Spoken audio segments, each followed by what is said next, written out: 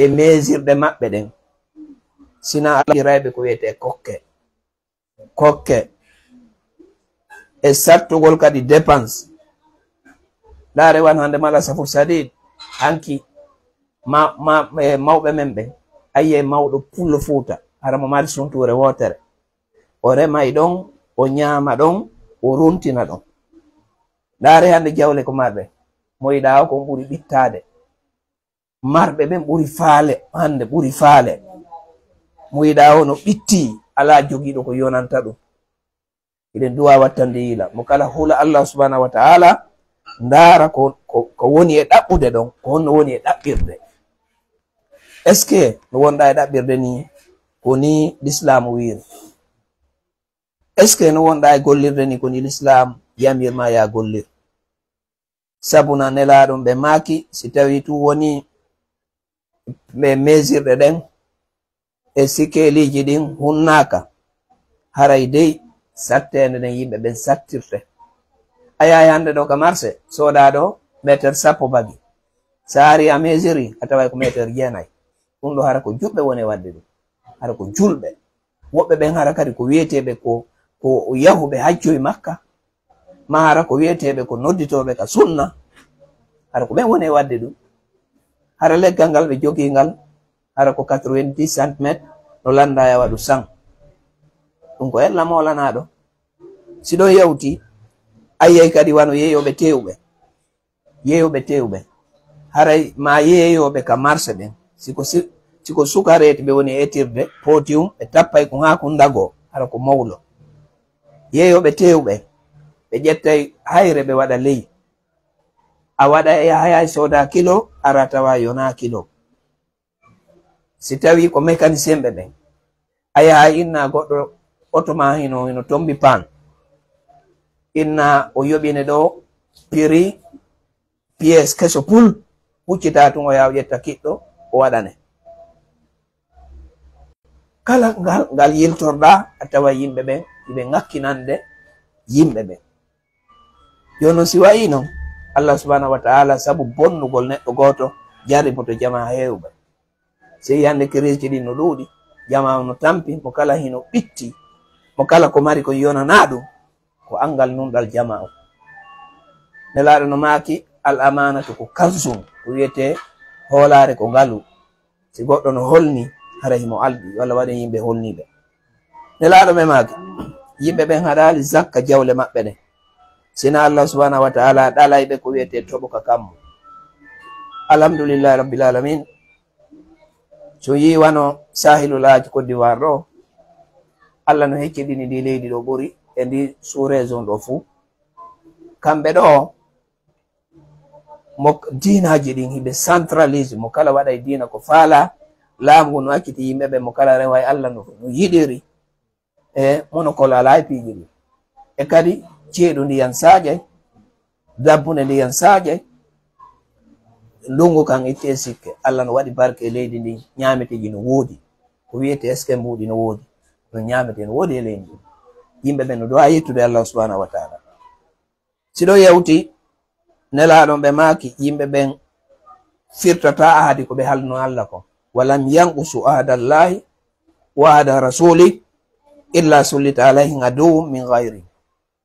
ɓe firtata ahadi ko ɓe halno wondema ɓe walla e dina l'islam ɓe gonɗina e Allah ɓe honɗum ɓe gollitiray sunna nelaɗo men makko Muhammad sallallahu alaihi wa sallam on ɓe firtata ɗum sina Allah subhanahu wa ta'ala elta e maɓɓe gaño hono letta ɓe ɓeɗo ara woɓɓe go laamo julɓe ɓen waɗa tasji sattuɗi hoore maɓɓe bonna golleji maɓɓe ɗum ɗo fu ko lundagol julɓe ɓen sariyaji dina ka duwa wattandila moƴƴa duwa wattandili nelaɗon ɓe maaki si on ɗon eltama hoore maɓɓe o jogora ɓe ka sengo nano o letta ɓe si a innama ɗo joni ɗa yeede ɗo e magasin a waɗanama ɗo tax feccere ko heɓata ko fu laamu ngun ƴetti hara hiɗa yangade a heɓata ko ñama a heɓata recette fus Allah subhanahu wa ta'ala hoynan en nelaɗo ɓe maaki hooreɓe ɓe woni raali hara ala e ñawirde deftere Allah nden sina Allah subhanahu wa ta'ala waɗay hare hakkunde maɓɓe kamɓe julɓe ɓen hara portalala.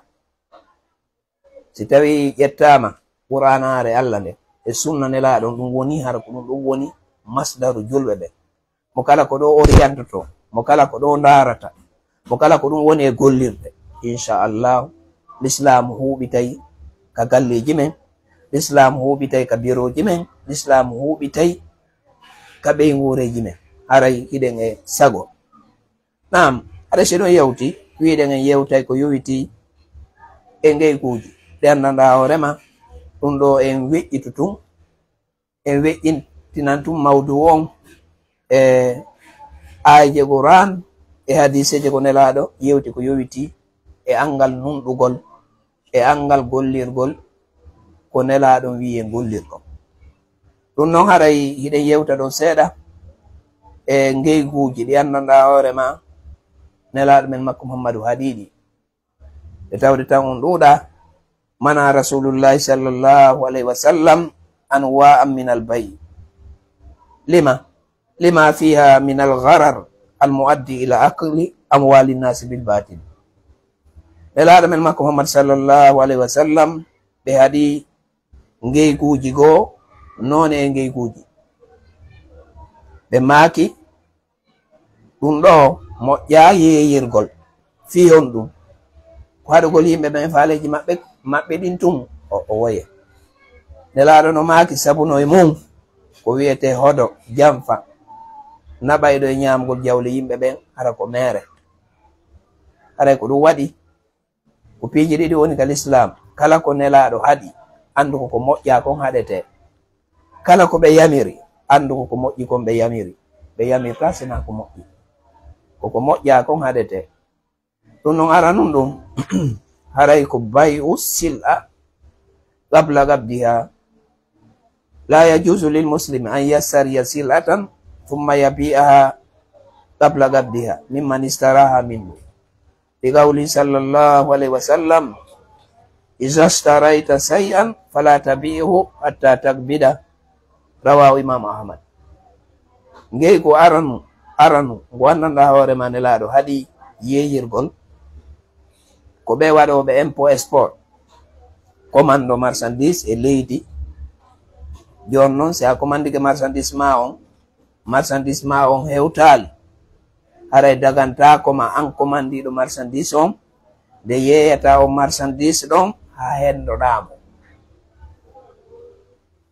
Commerçant ɓe ɓen si tawi ɓe commandike marchandise ɓe yawde ka marché, ade miɗo commandi jean, miɗo commandi hunde kaari, joni noon siɗa faala addu mbuɗi si marchandise on ari mi jonne marchandise ma o, ɗum ɗo dagaki. Nelaɗo no haɗi onone ɗo andi hino addude hutodiral hakkunde jonnuɗon e jonnaɗon. si a ƴetti mbuɗi ma jonni goɗɗo fi marchandise o arali jonnuɗon hande kadi no wiide kaari waɗa elam bandiyagal, ayi adday ko wiyete hutodiral, ko wiyete tuhma baynal muslimin.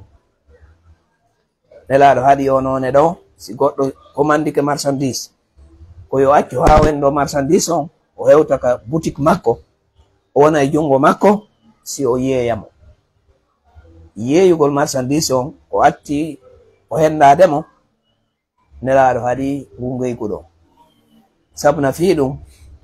hino e mun lorrugol siɗɗo mum on, hino e mun kadi tampingol mo. Goo ɗiɗaɓum ɗum bay'ul muslimi alal muslim, yeeyugol julɗo e dow ngeyku julɗo, ɗum ɗo ka nelaɗo haɗi ɗum. la yajuzu lil muslim an yassariya akhuhu muslim bida'atan bi khamsatin mathalan fayaqulu la ruddaha ila sahibiha wa ana abi'uha lak bi arba'atin wa dhalika li qawlihi sallallahu alayhi wa sallam la yabi' ba'dukum ala bay'i ba'di, rawahu Tirmidhi. Nelaɗo mo jengi se woni ɓe maaki hino haɗande goɗɗo yeeyata e nder ngeygu siɗɗo makko ala sabil misal ɓene waɗa Côte d'Ivoire ɗo ayay ɗo wano atelier hara ko kafuɓe ayay wa yimɓe capanɗe tato no kafi atelier. Si client naati e on atelier si oɗo fuɗɗike yewde client jumum ayay goɗɗo no inna so inni mimi yeete ɗum ɗo 5000 goɗɗo bo ina mimi yeete 4000 nelaɗo no haɗi ɗum ɗo wata yeeyu e dow ngeygu siɗɗo ma o bu'odiral. Si client jo naati ka atelier o ronkay kon bo sodanta kon bo yewdata mo kala immo inna hina ngalal ngel accite client ɓe yimɓe ɓe. Si client jo naati atelier oɗo ko wona ɗo yamirede acce mo o ƴettani o yewtida ha on ɗon ha si ɓe famodiri fa biha wanima. Si ɓe famodirali mo yahi o fuɗɗi sodande on ɗon yo sodan on ɗon ko ɗum ɗo woni ɗon e labaɗo. Si a yewti e makko famodirali on tuma noon si ɓe famodirali haray no daganoma wigol awa si tawi no arrange awa min miɗo wawma wallirde kumɗo kono ɗo yoɓe waynodir sellatande goɗɗo ƴetta ngel mum ngel yeeya e dow ngeygu siɗɗo makko nelaɗo no haɗi ɗum ko ɗum ɓe maki ɗo sellanta julɗo nde o yeeyata e dow ngeygu siɗɗo makko o ɗoytangol mo coggu ngu ayi labiraka no o wiya jonnitumo min mi yeeyete 4 ɓawo oɗa yeeyimo 5 labiraka no ela no maki sifa ngu ngeygu ɗo nguɗo ngu labaka few ko addowu ko wiyete hiɗudu konnagu e hasodiral hakkude julɓe ɓen. simi fuɗɗike yewdude ɗo e client jo an a waɗi ton kumma welatalam haray a bonnanayla woni ko ɗum woni e sabimbinde ayiya yimɓe no jooɗodi hande hara ko julɓe hara ɓe watti coñci gooti ɓe nandi golle kono hara ɓe yiɗidira par ce que na l'islam woni e gollude hakkunde maɓɓe na l'islam woni e gollude hakkunde maɓɓe ɗaɓiraka non few. siɗo yawti tati on bay un najasi yeeyugol ko wiyete ngeygu jamfa nguɗo kan l'islam no harmini ngu few. la yajuzu lil muslim an yutiya fi sil'atin shay'an wa huwa la yuridu sira'aha wa innama min ajli an yaqtadi bihi suwamu fayugharrira bil mustari kama la yajuzu an yaqula liman yuridu sira'aha innaha musaratun bikadha wa kadha kadhiban liyugharrira bil mustari wa sawa'un tawatu'a ma sahibiha amla. ngeygu tatabo ngun none tatabo mo andanda hoore ma nelaɗo haɗi yeeyirgol non ko yeeyugol hara ko jamfagol. ala sabili misal daga no woodi woɓɓe goo wano ka marché ji ni ɓe ndaara e woɓɓe goo lubaji ma fayɓe ɓe ƴetta marchandise ɓe jonna oɗo ɓe jonna oɗa ɓe jonna oɗa ɓe jonna oɗa. si client jon ari ɓe fof ɓe tusungo e jungo client jon ɓe famina kamɓe kadi ɓe sooday trompugol client jon ɗum ɗo ça marche ɗum ɗo ko wonde marsore so inni mi yoɓay 4000 non min mi yoɓima 5000 mi yoɓima 7000 ɓayna mi yoɓima 10000 encourage ol client jon fiyo soodu prix towɗo e commerçant ɓe ɓen no waɗa ɗum ɗon dagaki haysi neɗɗon woni na o julɗo sellata ko goɗɗo jamfo goɗɗo ko ngeygu ko wiyete najas ko jamfagol. hadiseje no ari e mum nelaɗo no haɗi ɗum few inchallah ngara hadiseje ɗe wiɗen sellatande julɗo ƴettata marchandise makko o jonna yimɓe yo ɓeeɗo aru encouragera ɗum client ɓe makko ɓen fiyo ɓe sodanmo fiyo jamfo ɓe wono woniri kadi no woodi woɓɓe go sanati ka boutique maɓɓe ayni ɗa faala o portable ɗo jom boutique on inna o portable ɗo ko soodaɗo goɗɗo soodinomo goɗɗo yoɓinomo 100 000 hara o fenay fus hara o fenay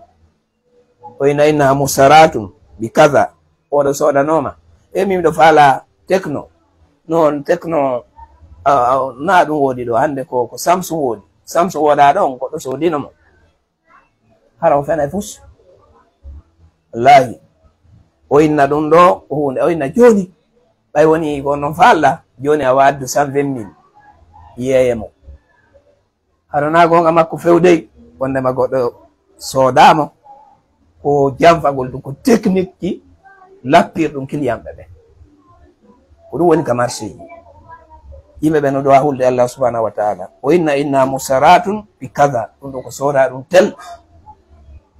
kadiban li yugarrira bil musari ko fi yo jamfor ɗum soodowo ɗo fotate fottuɗa e on tigi ma fotta e makko haray o none ɗo ko none harmuɗo sellirtano dalil men e wigol ɗum li gawli ibni umar radiyallahu anhuma naha rasulullahi sallallahu alaihi wa sallama anin najas. Abdullahi ibnu umar radiyallahu anhuma ɓe mbi Allah on wela o maaki nelaɗo on ɓe haɗi ko wiyete jamfagol e nder ngeygu ngu andi ɗum ɗo ko jamfaji ɗiɗi weɓituɗen ɗo ƴettugo marchandise on jonna yimɓe ɓen encourage client on ɗum ɗo ko none go ƴettugol suɓa goɗɗum si goɗɗo inni ko ɗum on tigi faala wiya ɗum ɗon goɗɗo go soodino hara ɗa andi lena ko sooda si soodama ko ya ambalu pottina ko sooda ko itta ko exposa ɗo si tawi tum no exposa haray soodaka tigi tigi o haray ɗo ko none go'o kadi nde laaɗon ɓe maaki wala tanaja suu wata on jamfodire wala tadabaru wala tuqata u wala tanaja suu wata on jamfodire rawahu Abu Dawud. Nayi bay'ul muharrami an najisi ko yeeyugol ngeygo harmungu hara kadi ko soɓungu yeeyugol hunde soɓunde ɗum ɗo kadi ko hunde harmunde yeeyugol jiibe wano yeeyugol kula fella kulaji ɗi yeeya ma yigol ɗo nagge no waali no maayi hutta ɗum yeeya julɓe Allah ɓe ma juɗoɓe gertoɓe si goɗɗe goo maayi ɓe yaha ɓe yeeya ɗe siɗe yeeyede 2000 ɓe jonna juɗoɓe gertoɓe 1000 francs ɓe yeeya ɓe ñammina jeyaɓe Allah ɓe hunde ko wiyete jiiɓe waggol ɗum ɗo ko hunde harmunde. La yajuzu lil muslim an yabi'a muharrama wala najisan wala mufdiyan ila haram. Sellatande julɗo yeeya hunde harmunde wano yeegol julɗo cigarette ko hunde harmunde sellatande goɗɗum julora cigarette kala wonɗo e wadde ɗum yo accu. Naam sellata kadi ko goɗɗo yeeya wiɗen hunde hara ko soɓu ɗum wana hunde kadi naɓore e hunde ko harmi wana ala sabili misal min komi yeeyowo ɗo kaaba miɗo andi ɓe ɗo ko moƴƴinoɓe cappallo ɓe ƴetta kaabaje yorɗe ɗen e kecce ɗen ɓe ukkidira ɓe ufa ɓe suppita ɗon cappallo simi andi oɗo kon woni golle makko ara sellata mi ƴetta ñamete an on mi yeeya moƴƴinowo cappallo ko ɗum o wi wala mufdiyan ila haram wata ƴettu ñamete dagi ɗon yeeya neɗɗo waɗowo ɗum ko harmi. Nam fala yajuzu bay'u khamrin wala khinzirin wala suratin wala maitatin la sanamin wala inabin mimman yattakhizuhu khamra li qawli sallallahu alayhi wa sallam inna Allah harrama bay'a al-khamri wal maitati wal khinziri wal asnan rawahu Abu Dawud. Nelaɗo mo jenkise woni ɓe harmini yeeyugol neɗɗo beere no harmi lana Allahu khamra bi ayniha ɓe huɗi tawo beere nden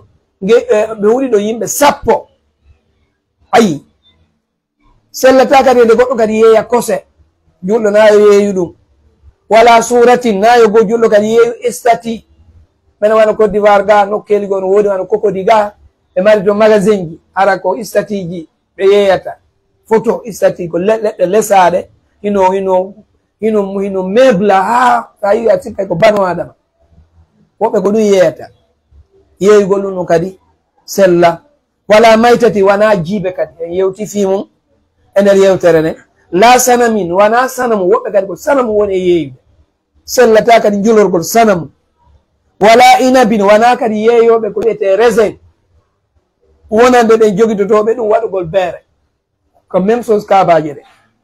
ɗe nelaɗon ɓe maki inna allah harrama bay al hamri allah on harmini yeeygol beere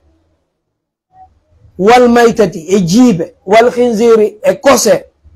wal asnama e sanam ɗum ɗo ko hadith o nelaɗo men makko muhammad maki o imam dawuda woni ko filli hadith o en faami ngeyguji no ɗo buy harmuɗi yewɗen ɗo fimu wano yeeyugol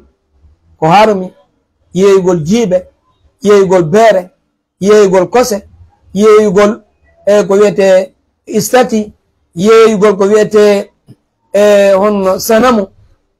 yeeyugol kadi moƴƴinoɓe ñaameteji kaaba ma wano inabu raisin waɗa ɗum beere yeeyugol ɓeɗo kadi no harmi fijirtake fes nam siɗon yawti hiɗen mari kadi hunde nden hino daganima kono no woni tanji goo hara dagaki waɗugol wano ñande juma ni bay'u inda nida'il akhiri li salati ljuma yeeyugol sanga noddinana juma on noddinandu sakkitordu ndun yeeyugol o tan ɗo kadi hino dagaki nelaɗo no haɗi ɗum ala sabili misal la yajuzu lilmuslim an yabi'a shay'an aw yastariya وقد نودي للصلاة الجمعة النداء الأخير الذي يكون مع الإمام معه الإمام على المنبر لقوله تعالى يا أيها الذين آمنوا إذا نودي للصلاة من يوم الجمعة فاسعوا إلى ذكر الله وذروا البيع سورة الجمعة آية جيغو دينا يفعل ويدن ييغول هنا داغي kono no wodi tanji go si woni nyande juma noddinama noddinte laabi ɗiɗi wano noddinde wano e midi ɗum ɗo ko walgol yimɓe ɓe préparation awa préparé de on ka juma onon ɓe yahali lawɓe voilà si tawi noon hewti ko imam on natata ƴawa ka mimbaru noddinama ɗon hande kadi haray ngeygu harmi golle fof harmi fewnɗo jon hakkil fof jippoto ka golloto ɗon hay siɗa mari ganto a yahali juma hiɗa mari ganto hiɗa nawni ma hiɗa mari masalan ko empêchement yawgol juma fewndo ɗon fowto si ha juma yani sodugol ma yeeyugol fermu magasin ji maɗin fewndo ɗon fewndo na tan juleteɗo ko tan ɗaɓɓeteɗo moƴƴere ko allah subhanahu wa taala ko ɗum wiɗen ɗo woni a soodaywo woni a yeeyaywo ɗiɗi nono fota ter sa falama goɗɗum fewndo ɗon imamu no ka mimbaru accu ha imamu jippo ka mimbaru ka sowɗu hay soko ndiyam sino allahumma yiya ka wonki goɗɗo yeɓoto ma yiya ko goɗɗum kilfoto soda ɗon hunde fi dandugol nde hunde ɗon a darurat to bihuma zurat ɗon haray ɓittande nden hino dagine hino newnane waɗugol ko haɗa ko sabu fi on ɗum no wawi wano misal si goɗɗo no hoori ɗo yiya goɗɗo ɗo joni hino yoolo waɗa pullu yaha honno ƴawnoyamo waytode si waɗi piiji ma yiya goɗɗo no suma masalan ƴetta masalan hiɗa hoori taƴa fiya heɓu doole yaha dandamo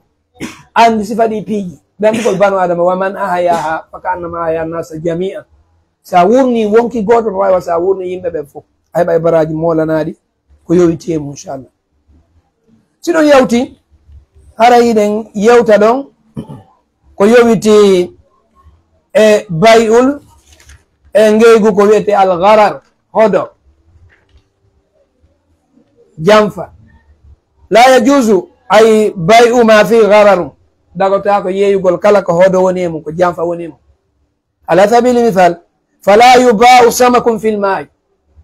ta goɓɓe yeeye liƴƴi wonde e ndiyam ɗum ko jamfa noon miɗo faala liƴƴi hiɗi ka ndiyam addu mbuɗi mi nangane ha jaɓu ko hodo wala sufun ala dhahri satin wata goɗɗo inni yeeyete leeɓi baali wonɗi e ɓaawo maggi on ɗum ko hodo noon wala janinum fi batnin wata goɗɗo kadi inni yeeyete hunde wonde e nder reedu mi yeeyete foi mi yeeyete tew nagge ngen hirsaka wata waɗɗum ma ñalawol kon wala labanum fi dar'in wata goɗɗo kadi wi yeeyete kosam wonɗan e nder heyre e nder yeyre ɗum ko masalaji ni kala ko wiɗo yeeyete waɗu ha wa ha yadan bi yadin jungo e jungo to la pos wala samratun qabla buduwi salahiya min ko mi awowo leɗɗe mi yeeya leɗɗe woɓɓe ko ara inna mi yeeyima ki lekki ɗo tel mi yeeyima mba ngesa ɗo wata jaɓu soodugol lekki ki honɗum ki dinɗe mum woni ƴoƴaali ɗum kadi fijirtake wala habbun qabla istiddadihi wona kadi ngesa wona mba yeeyede ko atti ɓendugal mabba yorugol gabbe ɗen hara ɓiraɗan ɗan waɗi ɓiraɗan ngal fendike wonti abbere ɗo yo ɗum wadde so goɗɗo ñi yeeya ngesa makko hara o janfoto o waɗa wawi sode ɗo ngesa ma mba ronka moƴƴude kono si ɗum ɗon waɗi hino fanɗi ko ronkata moƴƴude wala sillatan biduni nazari ilayha wona kadi sodugol marchandise ko alta yirtindirgol makko ɗo kadi ka supermarché ji yimɓe ɓen ɗo waɗa ɗum sa ari ɓe ini ti tous ti payi sa memi ay sooday onon ɓe watta ko janfa enen julɓe ɓen sen waɗi supermarché ji tan waɗirno newinane julɓe ɓen ɓe yeeɓa ɓe yiltindira ko ɓe sotta ko ɗo yo ɓe jonnu mbuɗi maɓɓe ɗi fi watta ɓe soodu wonana ɓe ninse hiɗen mari nokkeli buy ɓe ƴettay ɓe ambala ha moƴƴa ɓe ambala ha moƴƴa ɓe ƴetta ella on ɓe waɗa nder ɓe ambala si a soodi a yehi a ittoyi ka ma'a tawata ko goɗɗi wonanayma janfa ñande ko nelaaɗo men makko Muhammad sallallah alih w sallam ɓe seedino Madina ɓe ƴetti sookewe maɓɓe gon ɓe ƴetti ɓe yollini e nder debeere ñaamete memi sookewe maɓɓe gon ko wiyete caawa ɓe yaltini ɓe inni ma haadi ko ɗum woni ɗum ɗo yeyon inne ko kammo ngon toɓi nelaaɗo maake hanno ƴetta ko ɓuuɓi ko woni ley ko watta ɗum dow fiyo yimɓe ɓen yo yi'u ɗum si ɓe wawi yiwde ko ɓuuɓi kon ɓe wakkili soddugol e mum hanno waɗa ɗum ɓe maake man gassana fa laysa minna kala wo janfiiɗo o jeyaka e amen goɗɗo no duwa wonde wonɗo net nunɗuɗo ta janfo ɓe ngure ma nde ta janfo ɓe gollitataɓe wata golloɓe kadi janfo patronɓe ɓen watta patronɓe ɓen kadi janfo golloɓe maɓɓe ɓen mo kala yo jonnitu ɗimmojo mum on ko hani mo jonnitude kon nam nelaaɗo no maaki wata goɗɗo soodu ay wala sillatan biduni nadar ilayha aw takbiliha wa fasiha in kanat hadirata wata jaɓu soygol marchandise ma vérifiani kono mala sabu saɗiɗa hande kala ko siko complet o ño'akum ko ambalakum koola a ittay tumɓene a itti a yoɓay yoni dey yo Allah subhanahu wa taala faabo en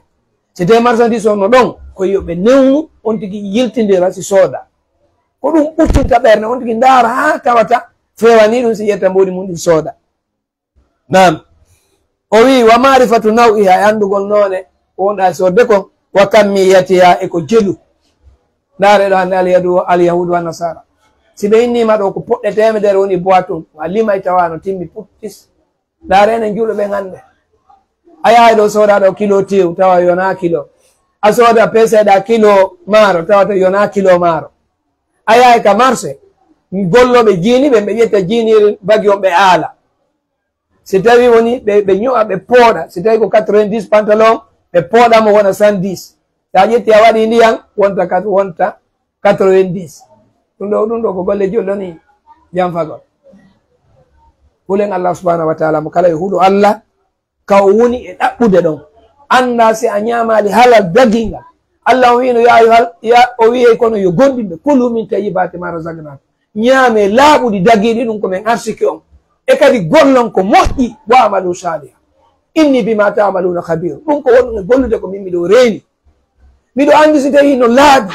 si tawi ɗon janfade ma si tawi on ala e janfade ayi nelaɗo ɓe maaki li qawli sallallah alayhi wa sallam la tastaru samaka fil ma'i fa innaha gharar wata soodu liƴƴi e nder ndiyam ɗum ko janfa ayi haray wattane yila mourad moƴƴuru ɗum ɗo fof ko nooni ko geyguji wona ɗum saketiɗi ka marché ji me en enen julɓe ɓen hay hino fanɗi nefiniɗo e majji yo Allah subhanahu wa taala kono ɓay ko wiyete kon ko yo andintine hawnaki e nder hen wooday nanoɓe jaɓa Allah no ini fadhakkir fa inna dhikra tanfa'ul mu'minin. Andin-ngol nafay gondimɓe ɓe. Naam, wa qawli ibn Umar radiyallahu anhuma, na Rasulullah sallallahu alaihi wasallam an yuba'a tamrun hatta yut'ama aw sufun ala dharin aw labanun fi dar'in aw samanun fi labanin. Abdullah ibn Umar o wi nelaɗo men makko Muhammadu ɓe haɗi nde yeyete tamaro ha ñaamo en hoti ka gesele tamaroje ɗen ñaamo wata jaɓu sodugol tamaroyi ki ñamaki, wata jaɓu kadi sodugol leeɓi e ɓaawo dammol, wata sodu kadi ko wiyete nebban e nder kosan, nebban ɗan kaka nder kosan yaltinte, wata jaɓu sodugol nebban ɗan e nder kosan ɗan, wata waɗu ɗum few. ayi lidhalik wa qawlu sallallahu alaihi wasallam, na Rasulullah sallallahu alaihi wasallam an ba'id thamrati hatta tuzhiya ay tahmarra. Idha mana Allahu thamrata fabima tastahillu mal akhika. Nelaɗon ɓe haɗi nde goɗɗo yeyata jinɗe ko atti ƴoƴugol majje, wojjugol majje, ɓendugol majje. Jon non si tawi Allah subhanahu wa ta'ala a yeyimo ngesa ma ha gayni a hendike mboɗi, Allah non haɗanima moƴƴugol ngesa ma, ko honno dagoranayma jawdi siɗɗo ma, a ƴetti mboɗi ɗi fi coggu ngesa ma, jon noon ngesa ma mba moƴƴani, ko honno noon dagoranayma jawdi makko ni. ko ɓeytiɗon ko bay'ul ayna, ɗum ɗo kadi dagaki. la yajuzu lil muslimi an yabi'a shay'an ila ajali